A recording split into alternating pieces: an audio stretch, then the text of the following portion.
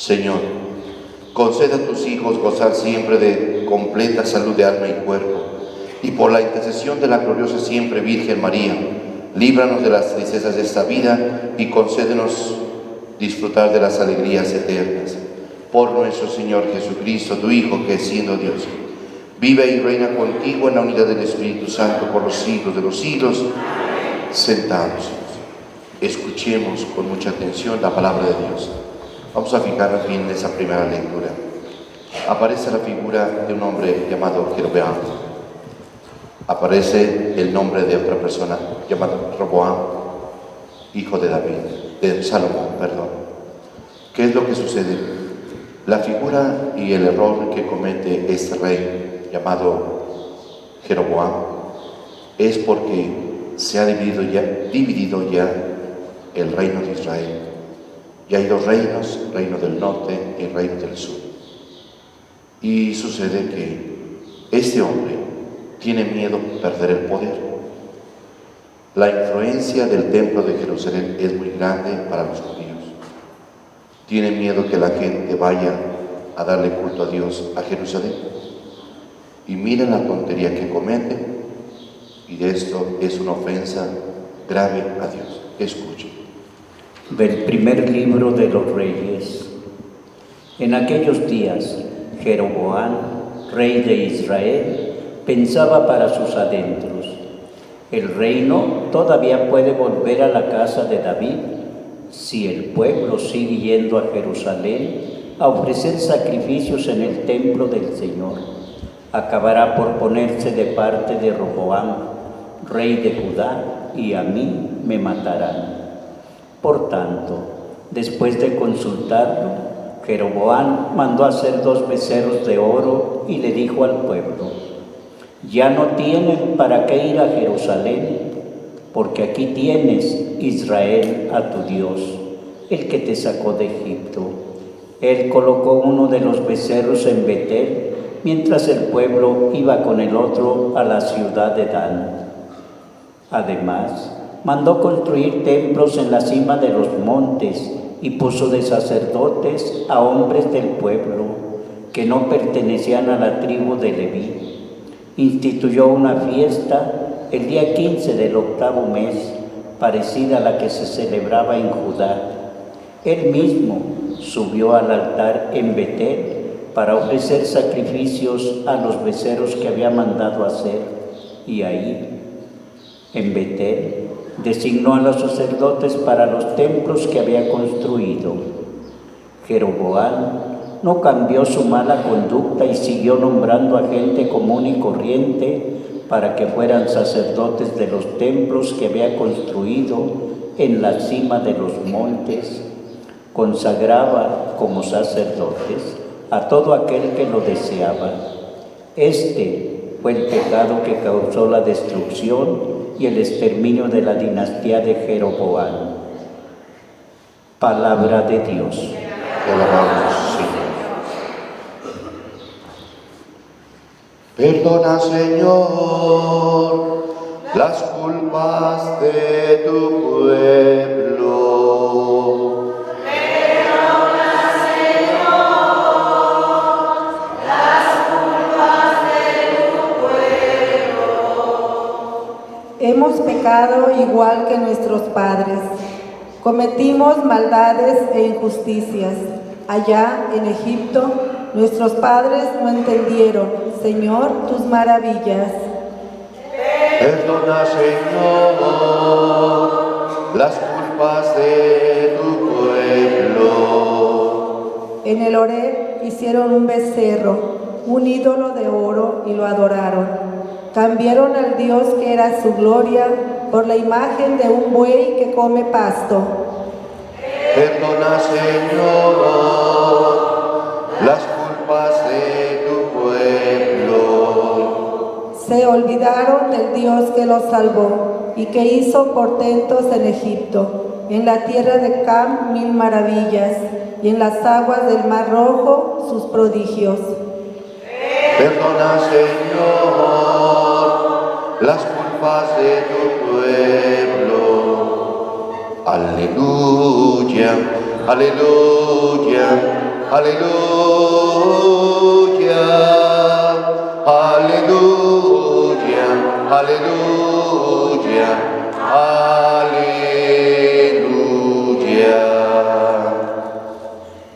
No solo de pan vive el hombre, sino también de toda palabra que sale de la boca de Dios.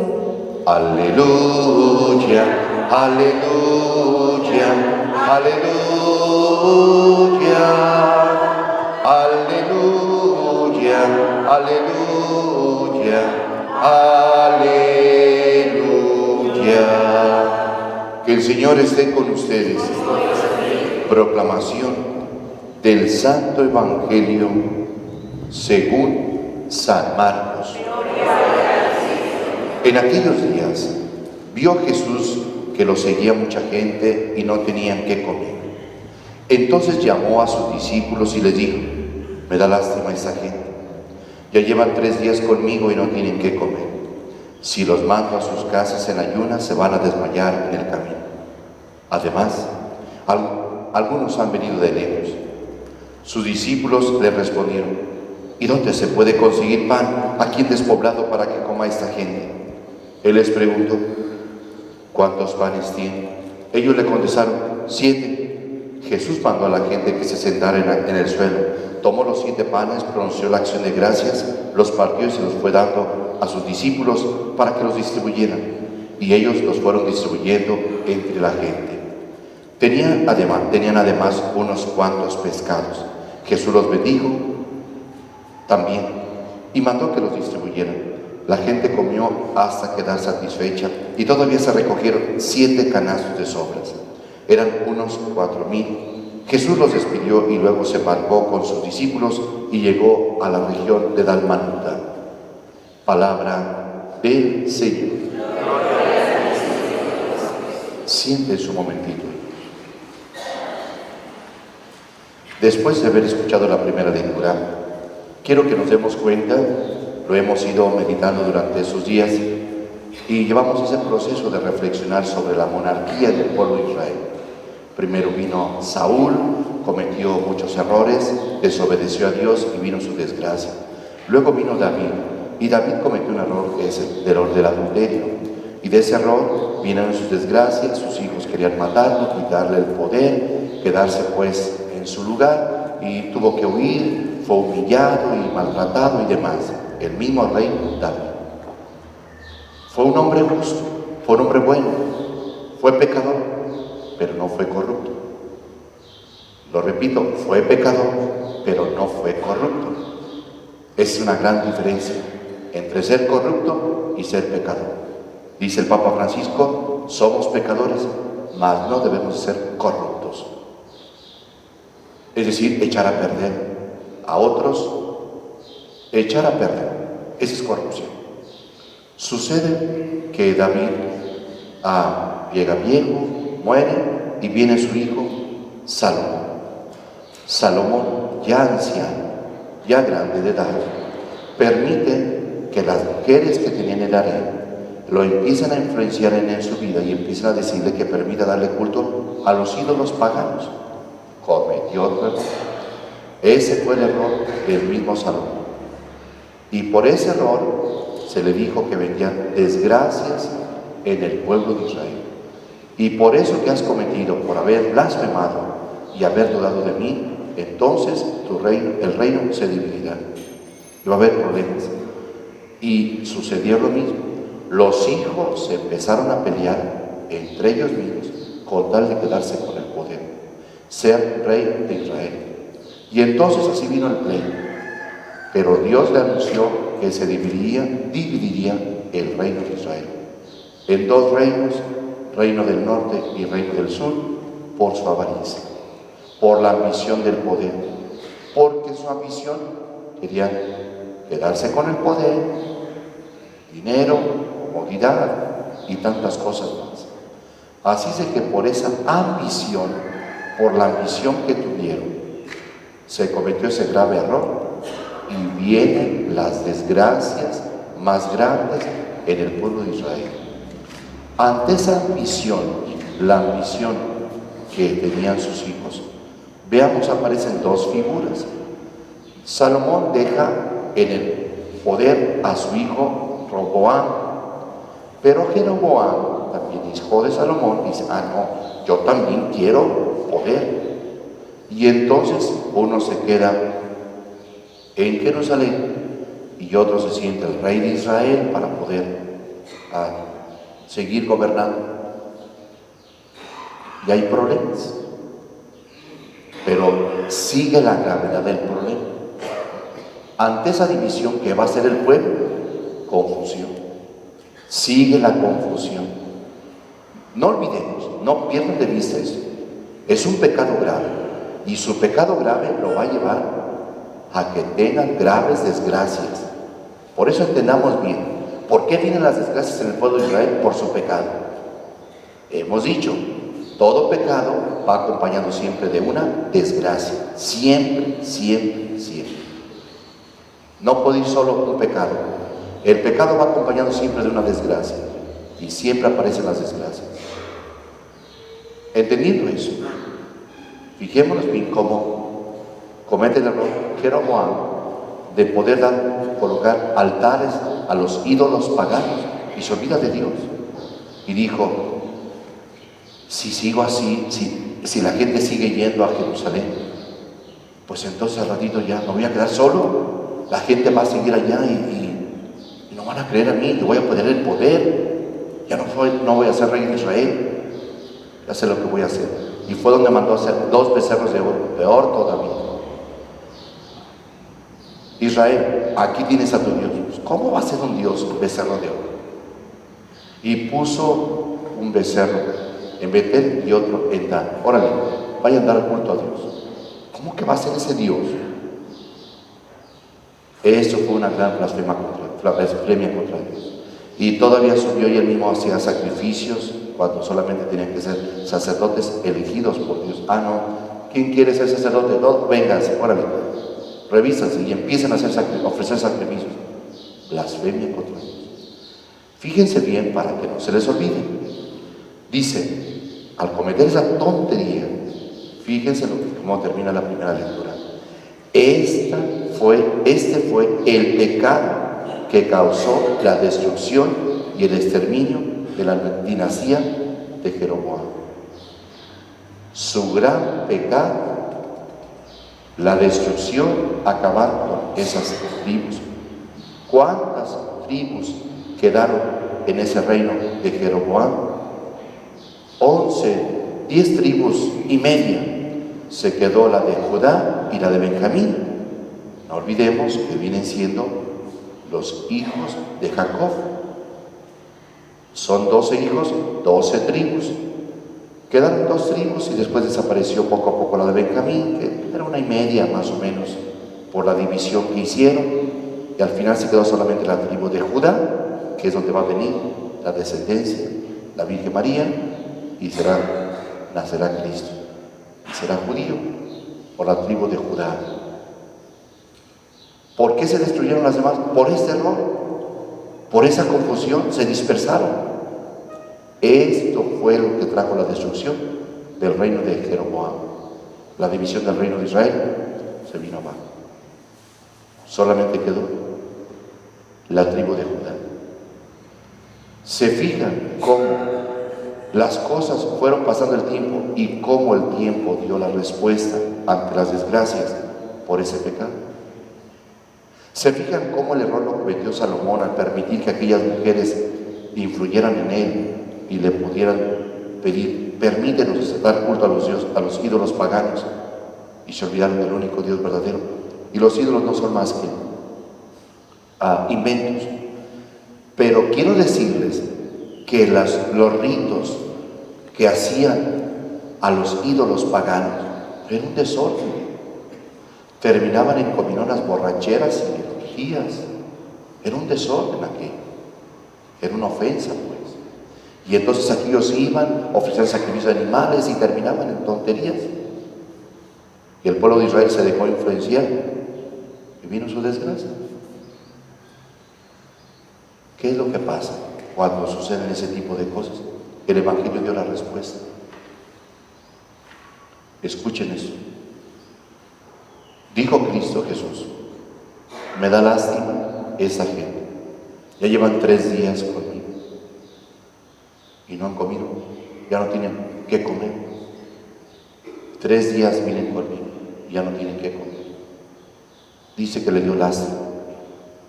¿Saben por qué encontró Cristo Jesús a este pueblo así? Era un pueblo confundido, el pueblo de Israel. Confundido por la influencia de los pueblos paganos. Sí, las costumbres, las tradiciones paganas. Y aparte de costumbres y tradiciones paganas es tener ídolos.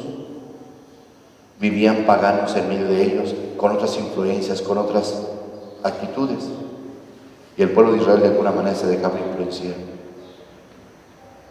Por eso dice Cristo que les encontró con hambre. Y entonces, ¿cómo poder entender esas cosas? Dice que 3 días, recuerden bien que el número 3 en las Sagradas Escrituras habla de máximo, lo máximo. En el pueblo de Israel para todo era perdonar 3 veces, más ya no se perdonaba. Siempre para testificar, a declarar ante un juez, pedían 3 testigos. La máxima era 3. ¿Cuántas caídas tuvo Cristo? 3. Y 3. Entonces, era una como la máxima, es decir, en esas cosas la máxima es no hay más. 4 ya. Me puedes ofender 3 veces muy bien, pero a la 4ª me voy a desquitar. Tú sabes que a la 4ª se utiliza la ley de talión, ojo por ojo y diente por diente, y yo me la voy a desquitar. Tú sabrás. Y así vivían ellos. Cuando llega Cristo, habla de 3 días sin comer, significa la máxima, ya no aguantan. ¿Pero por qué tienen hambre? Su vacío espiritual es muy grande. ¿Sí? Cristo les ha hablado. Y Cristo les da de comer. Esto que hemos escuchado, sí les dio de comer a aquellos 4,000 personas. Tan solo 7 panes y unos cuantos pescados hizo la multiplicación. Se fijaron cómo en el milagro, otro milagro anterior, primer milagro, la multiplicación de los panes, 5 panes y 2 pescados, cómo se multiplicaron. ¿Cuántos canastos recogieron? 12 canastos, ¿sí? Y ahora que son 7 panes, van a recoger 7 canastos. Y el número 7 significa plenitud, significa perfección. ¿Está claro? El número 7 en las Sagradas Escrituras eso significa plenitud, perfección. Para poder decir cómo Cristo es plenitud de todo, satisfacción de todo y que nadie más puede llenar. A ver, termino diciendo, es que ellos mismos, por esas costumbres que fueron influenciando en ellos, por esas lo que son costumbres de los paganos, les faltaba algo en su interior, falta algo. Daban culto a Dios los judíos, sí, pero les faltaba algo. Estaban vacíos por dentro. Por eso tenían hambre. Y eso es lo que yo quiero que entiendan. Cuando una persona vive en pecado, se va vaciando por dentro hasta quedar totalmente vacío y tiene hambre. Y aunque un vacío viene una desesperación, unas ansias, una angustia, una soledad, esa desesperación es la falta de Dios. Es que despierto a media madrugada, quisiera ahogar, como que me estoy ahogando y desesperado, y ya voy al médico, entonces está bien, la presión, todo está bien. Entonces, ¿qué es lo que tengo? No sé, ¿qué fue lo que pasó? Pues es eso. No estás en paz en tu propio interior. Tu desesperación al despertar en la madrugada, que está tu cuerpo muy descansando, el alma está intranquila y es donde viene la desesperación. Tu alma no está en armonía con el cuerpo por el pecado. Eso fue lo que encontró Cristo. Almas vacías, con hambre, insatisfechos. Llevan 3 días conmigo y tienen hambre. Y entonces viene el milagro de darles de comer, llenar el estómago.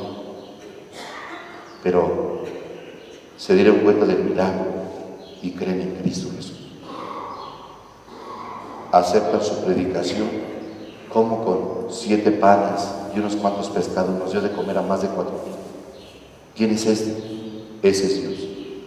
Es el único que te puede llenar el único que te puede satisfacer ante tu hambre por el pecado. Entonces entendemos que el pecado lleva a la miseria. El pecado en el hombre le lleva a la pobreza. Pobreza espiritual, pobreza material. No luce nada, no rinde nada. Vivir en el pecado, nada se sostiene, porque no sostiene. No tomamos en cuenta a Dios. Quitamos a Dios de nuestra vida y todo se hunde. Por eso, ya les expliqué en la primera lectura. ¿Por qué se vino abajo todo en el pueblo de Israel? La falta de Dios. Hicieron a Dios a un lado y le dieron culto a ídolos que no existen. No hay más que un solo Dios verdadero. Los demás son cosas inventadas por el hombre. Por su falta de satisfacción, por su vacío, quiere llenar con cosas lo que solamente Dios puede llenar. Por eso cuando la persona está vacía, nunca llena. Así puede haber dinero, así puede haber sexo, así puede haber lo que ustedes quieran, vicios y desórdenes, y quiere probar y nunca llena, porque siempre tiene hambre, le falta Dios. Por eso, al escuchar cómo le dio de comer a 4,000 personas, siéntense en el suelo, ¿sí? Toquen suelo, sean humildes, siguen teniendo hambre, es decir, no me han creído. Tanto les he predicado durante esos días y todavía no me creen. Siéntense, y sentarse significa toquen fondo, toquen piso. Les dio de comer, quiero humildad. Humildad les dio de comer y la gente vio el milagro y creyó en Cristo. Cristo no hizo el milagro para que creyeran, vio su necesidad. Dos necesidades, necesidad material y necesidad espiritual. Es el problema. Pero vean de dónde vienen todas las desgracias. Por eso, entendamos bien. Las desgracias es una salación y se va multiplicando. Hay que cortar con esa salación. ¿Y cómo se corta? Por eso expliqué cómo el pueblo de Israel llevó esa desgracia, su desgracia, cómo se fueron contaminando por el pecado, desgracias y desgracias y desgracias. No aceptaron a Cristo y miren cómo viven hasta el día de hoy. No viven en paz.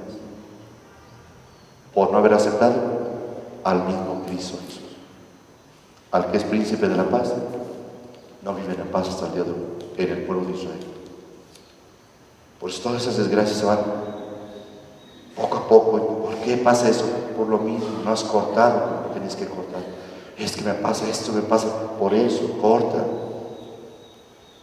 Y hemos dicho pues que para nosotros Cristo es la plenitud, es la única esperanza, no tienes que buscar a nadie más. Busca a Dios.